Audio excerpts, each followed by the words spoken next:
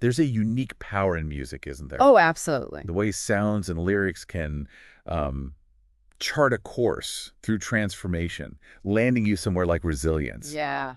Today, we're diving into just that kind of sonic exploration with a really fascinating source. It's a concept album called Braids and Bloodlines, The Healing Fire of a Woman Reborn, 𝗧𝗔𝗧𝗔𝗡, Oh. by TATANKA. And what makes this deep dive so interesting, I think, is that we're looking at a very deliberate narrative. It's about profound emotional change. Right. This album, it essentially maps out a journey through, well, heartbreak, intense anger, and then finally getting to that hard-won place of self-discovery. Like emotional alchemy, you said. Exactly, emotional alchemy, taking those really difficult feelings and transforming them into something valuable like, strength or understanding. And our exploration, it doesn't just stop with the album itself. We're also looking at the story of 𝗧𝗪 and this TATANKA initiative, Orchestra Americana. Yes, 𝗧𝗪's story. It's pretty remarkable how the themes we find in the album, they echo so strongly in her real-life experience of, reclaiming her voice and identity. And we've got a really rich set of materials to work with here. Yeah. We'll be digging into the song lyrics, obviously, but also the album descriptions, which give a lot of context and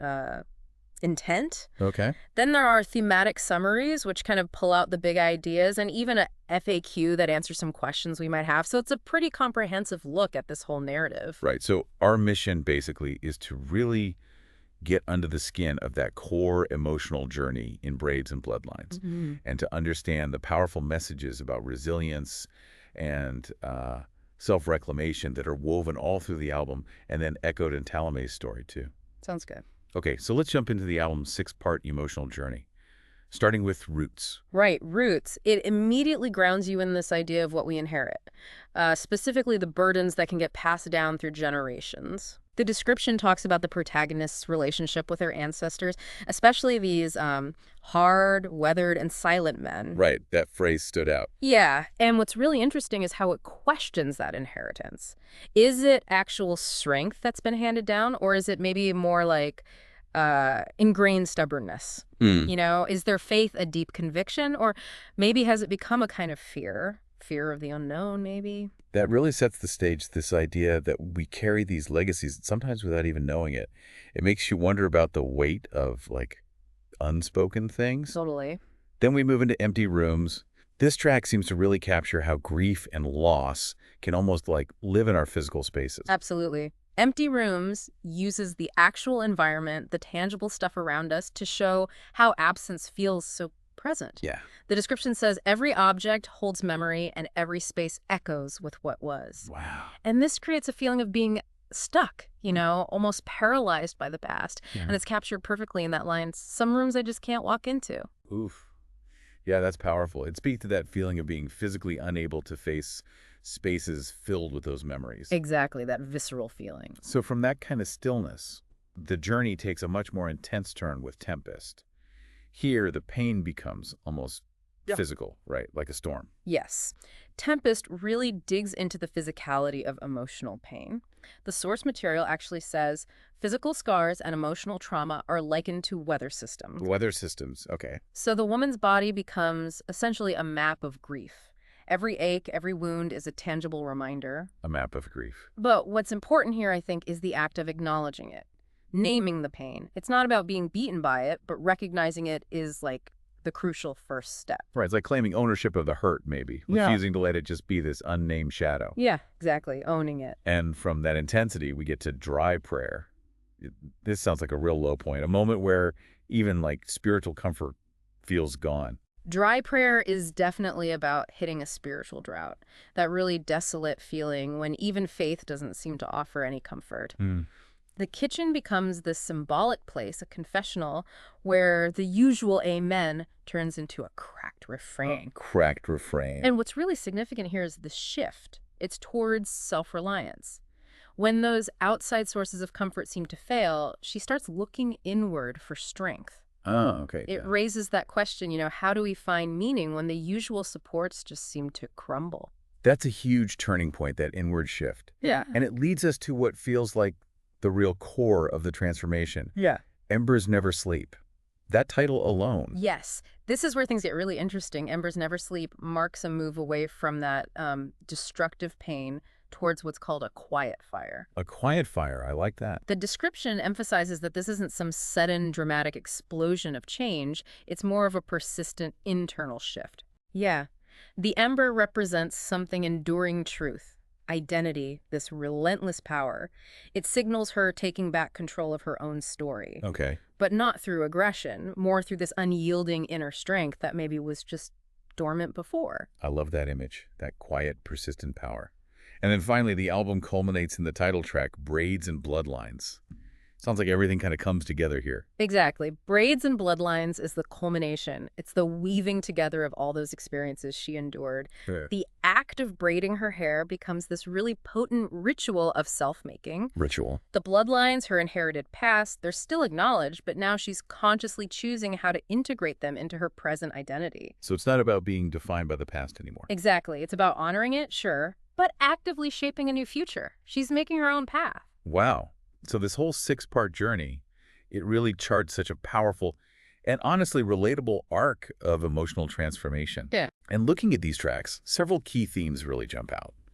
The first one, inheritance and generational strength that came through right from the start with Roots. Yeah, and what's so thought-provoking about it is the nuance, how the album explores what we inherit. It's not just the good stuff, right? Right. It also digs into the complexities of inherited trauma, unspoken expectations, maybe even limitations. And the protagonist, she doesn't just passively accept it. She actively confronts it, questions it, and ultimately kind of redefines her relationship with it. It makes you think about how we all deal with the legacies we carry, you know? Totally. Then there's Sorrow and Echoes, which was so vivid in Empty Rooms. This idea that grief isn't just internal, it can linger in our surroundings. Yeah, it permeates the space. Precisely. The source material talks about sorrow becoming spatial, environmental, almost like it's reverberating through everyday objects embedded in memories of those places. That really underscores how deep the protagonist's experience is. It does. And following that, the physicality of pain, which we saw in Tempest, it's such a powerful reminder that our emotional wounds often show up in very real physical ways. It highlights that connection between, well, mind and body, doesn't it? Absolutely. The body isn't just passively holding our feelings. It often bears the direct imprint of what we go through. Recognizing that link is, I think, a huge part of healing. Sure, self-awareness. Yeah. Then the journey includes the crisis of faith, that quiet but profound struggle in dry prayer, confronting that moment when maybe old beliefs just don't provide comfort anymore. Yeah, and this theme explores that often lonely experience of questioning things when you're in a deep personal crisis. It's about that difficult but potentially really empowering move towards finding strength within yourself instead of only relying on outside validation or faith. Finding it inside. And then that beautiful idea of smoldering rebirth in Embers Never Sleep, it really drives home that transformation doesn't have to be this huge dramatic explosion. No, exactly. It can be quiet, persistent. Yeah. This theme highlights the quiet power of resilience, of enduring truth. It's about an internal change that, even if it's not always visible on the outside, has a profound, lasting impact. Like something core remains, even after intense pain. Precisely. A core of strength and identity. And finally, full circle, new self, which we see in Braids and Bloodlines. Yeah. It brings the whole journey together, but it feels open-ended, like integration, not just getting over the past. That's a great way to put it. Integration. This theme emphasizes how important it is to integrate all our experiences, the good and the painful, into a redefined sense of self. She emerges not just as someone who overcame adversity, but as someone who's been shaped and strengthened by it. She's both a product of her lineage and the active creator of her future. It's a deeply resonant journey. And what makes this even more compelling is seeing how these themes actually play out in the real world, specifically in the story of 𝗧𝗓𝗓. Yeah. Can you tell us a bit about her background? Sure. 𝗧𝗓𝗓 is a Hopi and Black artist from Arizona. And her story is one of having her artistic voice feel, well, suppressed, silenced by personal loss, but also just a broader sense of feeling unseen, unheard. Wow. So for a long time, her creative expression was basically dormant. That sounds like such a heavy weight to carry, feeling like your voice is diminished like that. Yeah. How did she start finding her way back to her art? Well, discovering Tatanka's Orchestra Americana seems to have been the crucial turning point. Okay, Orchestra Americana. It's described as this multicultural collective, and for 𝗧𝗓𝗡, this diverse community of artists brought together by Tatanka, it offered a space where she felt genuinely seen and heard, maybe for the first time in a long time. And this wasn't just like passively being in a diverse group, right? There was active encouragement. Oh, absolutely. There was a retreat in Tennessee. She connected with artists from incredibly varied backgrounds and experiences there, and it was deeply transformative. Okay. She was actively encouraged to share her stories, her music. And it was during this time, actually, under the open sky, that she wrote a song called Still Ashes Glow. Still Ashes Glow. Wow, that title immediately connects back to the Embers Never Sleep theme from the album, doesn't it? It really does. And the song, apparently, while it came from a place of rage, it sounded fundamentally honest, not just angry. Honest, okay. And an elder she met there, a 𝗓𝗓 flutist, shared this really profound piece of wisdom with her. He said, "You don't sing to be heard, you sing to remember, let the ancestors come through." Wow, that's powerful. It really shifted her whole perspective on her art, moved the focus away from external validation towards, internal connection and honoring her heritage. That changes the entire purpose of making art, doesn't it? Yeah. Centering it on remembrance, connection. Exactly. And then there was this pivotal moment during a rehearsal. The conductor, a Chilean jazz violinist, heard 𝗧𝗓𝗡's music and just declared, "That's the sound of reclamation." The sound of reclamation, just hearing those words. Yeah. Imagine, after feeling unseen for so long, it must have been incredibly affirming. You can only imagine the impact. And her journey then led to a pretty significant performance. Yes. When Orchestra Americana performed live, 𝗧𝗓𝗡 was right there, center stage, sharing her music. Okay. Her performance of Still Ashes Glow had a really powerful effect on the audience, and there was this particularly moving moment afterwards. A young girl came up to her and said she'd never seen someone like her represented on stage before. Oh, wow. That gives me chills. What an incredible moment of connection, of representation. It really grounds everything, doesn't it? It does. It grounds the more abstract themes of the album in something very tangible, very human. Absolutely. 𝗧𝗓𝗡's story, it just beautifully illustrates the core emotional arc of Braids and Bloodlines, her personal journey from feeling silenced and unseen to finding and reclaiming her voice. It directly mirrors the album protagonist's journey from loss and pain towards self-discovery and inner strength. Yeah, the parallel is so clear. And Orchestra Americana itself seems to really embody this idea of empowerment. Yeah, it does. Creating this vital space where, as the source material says, marginalized voices can be amplified, and where those old stories can be remixed into new expressions. That's precisely it. It really underscores the transformative power of community and the potential of artistic collaboration for healing and empowerment. And it reinforces the central idea we've been talking about, that true transformation for the individual, and maybe even collectively, involves weaving together the past and the future, and, as we explored, even tuning pain into melody. It almost elevates the performance itself, doesn't it? Making the stage a kind of sacred space, a ceremony, as the source puts it. Yes, ceremony. For artists like 𝗧𝗓𝗡 to share their truth and connect with others so deeply. That specific word, ceremony, is key, I think. It moves performance beyond just entertainment.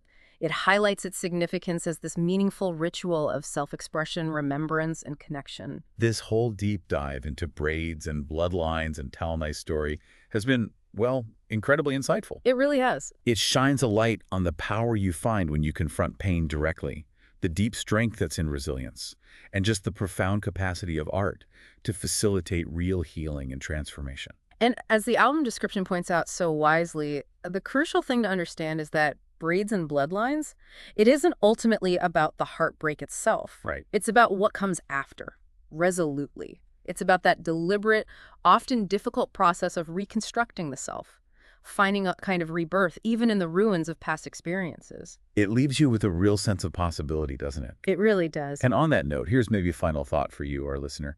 Consider the embers that might reside within you. What quiet strengths, what fundamental truths might be waiting for you to recognize and maybe reignite. How might you, in your own unique life, consciously braid together your past experiences, the joys and the sorrows, into a new, evolving narrative of self-discovery? That's a beautiful point to sit with. And we definitely encourage you to check out the music of Braids and Bloodlines, and maybe look more into the work of TATANKA and Orchestra Americana. Yeah. It's a really rich artistic landscape that explores these powerful themes of resilience and reclamation in even more depth.